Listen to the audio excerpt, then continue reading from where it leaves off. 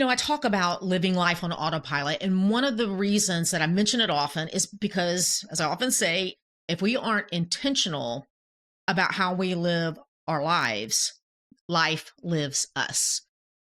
And I've lived the autopilot version of life, and I am no longer here for that way of living.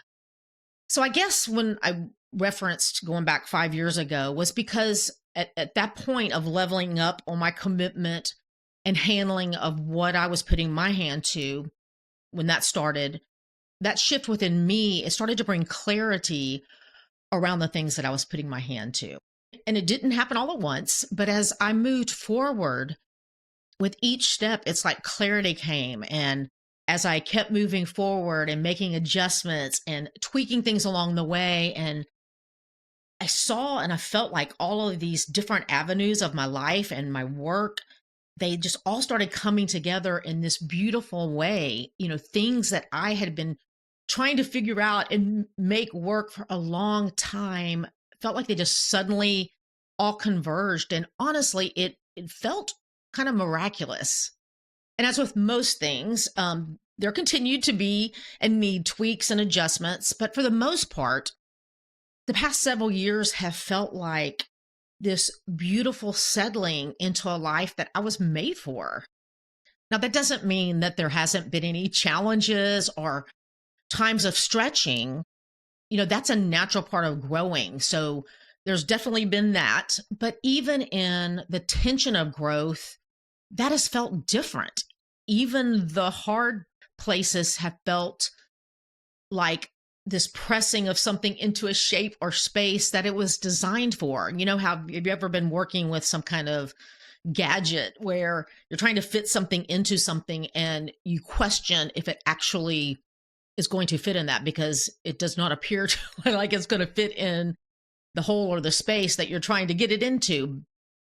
But then suddenly it's like it just like you get that right angle and it just pops in. And once it's in, it is like it's so well fitted, almost like you don't even see a seam because it's like that specific little shape fit perfectly into that space. So that's the season I felt like I've been in for a while. And recently, I started to sense this uncomfortableness. I mean, nothing major, but just this slight feeling of something.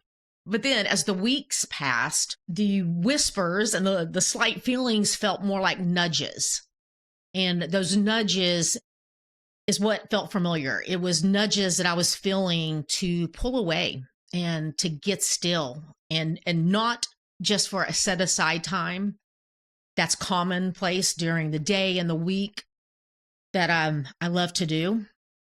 But it was the pulling away and the getting still for however long was needed in my life. Because here's the thing. I believe with all of my heart that God's gift of the Holy Spirit is a treasure. And as Jesus said before he left this realm, he told us that it is to our benefit that he goes away, and that when he goes away, that he would send the Holy Spirit to be with us and to lead us and to guide us. And if that's not something you're familiar with, John chapter 16, you can read more about that. But the Holy Spirit was given to us to teach us and to lead us and to guide us. And life can keep us so busy and living at a certain pace that even though our desire is to follow after God, things are too noisy at times for us to clearly hear and take the time to discern what is being said to us and how we're being led. So I want to make sure, I just want to make sure in my life that is the voice, that the voice of the Holy Spirit and my God is what I'm being led by over any other voice or messaging, that's coming at me. at all times because everywhere we look, we are being given a message and it affects how we think, whether you think it does or not. Everything that is coming into our eyes and into our ears is affecting us. And if we're not taking the time to intentionally evaluate all those things and fill our mind and our heart with truth and renew our minds to that, it is very easy for our hearts and minds to be shaped by culture over the truth of God. And I don't want to take in something as true just because it's popular culturally. I don't want to believe something is true just because the most popular Bible teacher or preacher declares it to be. You and I, we have access to have a personal relationship with our God. And I hope that in everything that I share with you, everything that you listen to, that I'm putting out, I hope that it pushes you to desiring a deeper connection with God over a deeper connection with me. As much as I love connecting with you in different ways, it's not about me. It's not about me. And it's a privilege. And I'm glad that you're here listening, watching, however you're taking this in. But the bottom line is I do what I do and I show up how I show up because I feel like I'm putting my hand to the things that God's put in my heart. And I want to be faithful in that. But in that, I want it to point you to God. I want it to point you, and maybe by something I share through a story or just my life of someone that wants to be everything that God designed and created her to be. And I found that in a much deeper way when I started connecting with God in a much deeper way, not through someone else,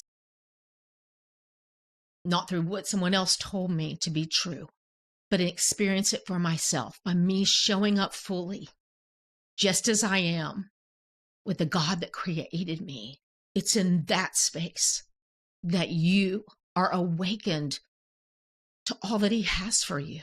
And that's something that somebody can't tell you. Words might be used to encourage you to lean into that. And I hope that's what you find here. But there's something transformative when the God that formed and created you speaks to your spirit, breathes life into the dead spaces within you, and reminds you who you are, and reminds you that you are His idea. And it not only changes you, but then there's this ripple effect that changes those around you.